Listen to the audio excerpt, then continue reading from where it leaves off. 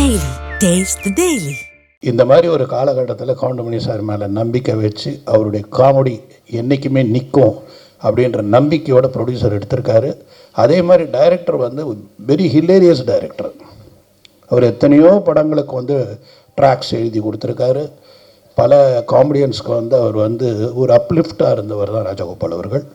So அந்த மாதிரி ஒரு அருமையான டீம். இங்கே இருக்கிற அத்தனை ஆர்டிஸ்டில் எல்லாருமே என் படத்தில் நடித்தவங்க தான். அதனால் அவங்கள பற்றி நான் வந்து எதுவும் பேசுகிறதுக்கு நேரம் இல்லை. ரெண்டாவது, டைரக்டர் வந்து ஏற்கனவே சொன்னார், இந்த படத்தோட டைரக்டர் இந்த மாதிரி 12:30 மணி வரைக்கும் தான் டைமுன்னு. ஆனால் அவரே ஒரு 15 நிமிஷம் பேசிட்டார். ஸோ இதுக்கப்புறம் பாக்யராஜ் சார் பேசணும். அதனால் எனக்கு வந்து என்ன ஏன்னா கவுண்டமணி சாரை பற்றி பேசணும்னா நிறைய இருக்குது, என்கிட்ட நிறையா இருக்குது. ஒரு விஷயம் கவுண்டமணி சாரை பற்றி சொல்லணுன்னா, அவருக்கு மேனேஜர் கிடையாதுங்க, அவருக்கு டிரைவர் கிடையாது, அவர்கிட்ட டைரி கிடையாது. டேட்டு சொல்லிட்டா போதும், மனசில் வச்சுப்பார் டேட்டை. இந்த டேட்டு இவங்களுது, இந்த டேட் அவங்களுது, அந்த டேட் இவங்களுது அப்படின்னு மனசுலேயே டேட்டை வச்சு அவரே வண்டி ஓட்டிகிட்டு வருவார். அவருக்கு டிரைவர் கிடையாது. இதை மாதிரி ஒரு அருமையான வசதியான ப்ரொடியூசர்ஸுக்கு மிகவும் எளிமையான ஒரு நடிகர் வந்து தமிழ் இண்டஸ்ட்ரியில் இன்னொருத்தர் இருப்பாரான்னு என்னால் சொல்ல முடியாது. அப்படிப்பட்ட பர்ஃபெக்ட் ஆக்டர் எனக்கு வந்து இன்னொன்று எத்தனை பேருக்கு தெரியணும், ஒருவேளை அது கரெக்டாக கூட இருக்கலாம், தப்பாகவும் இருக்கலாம்.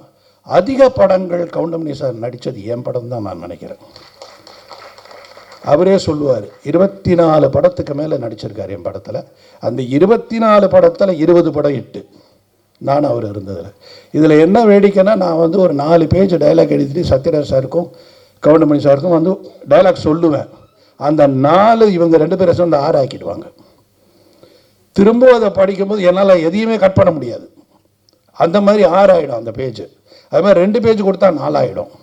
இப்படி வந்து அந்த பேஜஸில் சரி அதில் என்ன ஃபில்டர் பண்ணலான்னு பார்த்து, அதில் என்ன ஹைலைட்னு பார்த்து காமெடி பண்ணும் பொழுது இந்த 3 பேருடைய சக்ஸஸுக்கு காரணம் இந்த டீம் தான், அவங்க கான்ட்ரிபியூஷன் தான். அதாவது எல்லா படத்துலையுமே ஒரு கான்ட்ரிபியூஷன்றது ஆர்டிஸ்ட் கிட்ட இருந்து இருக்குன்னா அது ரொம்ப ரேர்.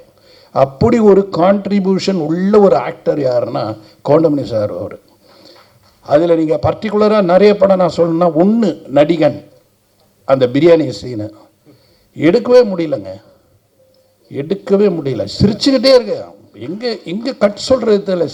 சிரிச்சு நான் மேக்ஸிமம் இவங்களுக்கு வந்து ஒரே பிளாக்கில் வச்சுட்டு திருப்பி க்ளோஸ்னு கட் பண்ணி திருப்பி அந்த டைலாக் எடுக்க பயமாக இருக்கும். ஏன்னா அந்த மாதிரி ஒரு காமெடி எத்தனை தடவை எடுத்தாலும் சிரிப்பாங்க.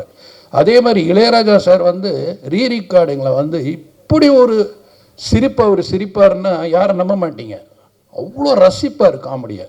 அவர் வந்து கவுண்டமணி சாரோட மிகப்பெரிய ரசிகர்.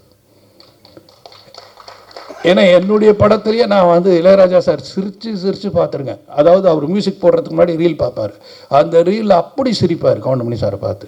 அந்த மாதிரி ஒரு அவருடைய மனசு. சிவாஜி சார், நமக்கெல்லாம் ரொம்ப பாக்கியண்டா, இந்த மாதிரி நடிகன்லாம் நம்ம. அவர் யாரோடலாம் நடிச்சிருக்காரு, நாகேஷ் சாரோட, சந்திரபாபுட, எல்லாரோடையும் நடித்தவர். அவர் வந்து இந்த அவருடைய ஜென்ரேஷனில் இந்த 2வது அவருடைய மகன் பிரபு, அவரோட நடிக்கக்கூடிய ஒரு நடிகரை பார்க்கும் பொழுது கவுண்டமணி அருமையாக இருக்கேன், அருமையாக பண்ணுறாரியா, அருமையான காமெடியா. ஸோ மிகப்பெரிய நடிகர்களுக்கு எல்லாருமே வந்து கவுண்டமணி அவர்கள் வந்து ரசிகர், அவங்க ரசிகர்கள், அவங்களுக்கே ரசிகர். அப்படி ஒரு இடத்தை பிடித்தவர் தான் கவுண்டமணி சார். நிறைய அவரை பற்றி சொல்லணும், ஆனால் எங்களுக்கு நேரம் கிடையாது. பாக்யராஜ் சார் சொல்கிறாரு, இந்த மாதிரி நம்ம நிறைய சொல்லணும்னு நினச்சோம், ஆனால் நமக்கு வந்து 2 நிமிஷம் 3 நிமிஷம் தான் கொடுத்துருக்காங்க. அதுக்கேற்ற மாதிரி மேக்ஸிமம் எவ்வளோ சீக்கிரம் நான் முடிக்கிறேனோ முடிச்சாதான் அவர் பேச முடியும். இன்னும் நிறைய சொல்லலாம். இந்த படத்தோட இசை ரொம்ப நல்லா இருந்தது, ரொம்ப ரசித்தேன் சார் உங்கள் மியூசிக்கை. அண்டு ஃபோட்டோகிராஃபி ரொம்ப நல்லா இருந்தது. எல்லாமே இதில் உழைச்ச கலைஞர்கள் அத்தனை பேரும் பிரமாதமாக ஒர்க் பண்ணியிருக்காங்க. இதில் பியூட்டி என்னன்னா, நல்ல ஃப்ரேம் பண்ணி எல்லா நல்ல பில்லர்ஸ் போட்டிருக்காங்க. கவுண்டமணி சாரை சுற்றி நல்ல பில்லர்ஸ், எல்லாமே ஸ்ட்ராங் பில்லர்ஸ் போட்டதால் இந்த படம் கண்டிப்பாக வந்து ஒரு வெற்றி அடைகின்றது. ஒரு சாதாரண ஒரு ஆடியன்ஸாக நான் சொல்கிறேன், டைரக்டாக கூட சொல்கிறேன், ஆடியன்ஸாக சொல்கிறேன். எனக்கே அந்த சாங்ஸ் பார்க்கும்போதும் அந்த ட்ரெய்லர் பார்க்கும்போது ரொம்ப இன்ட்ரெஸ்டிங்காக இருந்தது. அதனால் அவருடைய பஞ்சஸ் இருக்கும், ஏன்னா ஒரு ஆக்டர் நடித்தாலே அவங்கள ஒரு வழி பண்ணிவிடுவார் அவர். அப்போ கிட்டத்தட்ட 36 ஆர்டிஸ்ட் அவர் என்ன பண்ணியிருப்பாருன்னு யோசிக்கிறேன் நான். விட்டுருக்க மாட்டார், எல்லோரும் ஒரு விற்பனை. அதே மாதிரி மன்னனில் வந்து அந்த உண்ணாவிரத சீன்லாம் எடுக்க முடியல. இப்போ கூட பார்த்தீங்கன்னா ரஜினி சார் வந்து அப்படி திரும்பி தான் சிரிச்சுட்டு இருப்பார். ஓகேல கூட 9 டேக்கு. இதை விட பெரிய வேடிக்கை என்னென்னா, ஆர்டிஸ்ட் சிரிச்சா பரவாயில்ல, கேமராமேன் சிரிப்பார். அவர் கை ஆடும். அப்போல்லாம் மானிட்டர் கிடையாது, இந்த கை வேறு ஆடி. என்னையா இவங்க, sir I can't control, sir I can't control அப்படின்னு அசோக்குமார். அவருக்கே தமிழ் தெரியாது. இத்தனைக்கு ஒரு பாடி லாங்குவேஜை போய் சிரிக்க ஆரம்பிச்சிடுவார். ஏன்னா what you'd understand? No, he is very funny, he is doing all fun இப்படின்னு பேசுவார் அவர். ஸோ எல்லாரையுமே மொழி தெரியாதவனையும் சிரிக்க வைக்கிற ஒரு நடிகர் யாருன்னு, அது வந்து கவுண்டமணி அவர்கள்.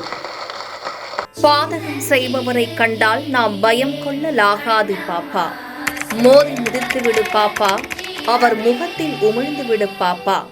அண்மை செய்திகளை உடனுக்குடன் தெரிந்து கொள்ள இணைந்திருங்கள் எம் நாடு தொலைக்காட்சியுடன்.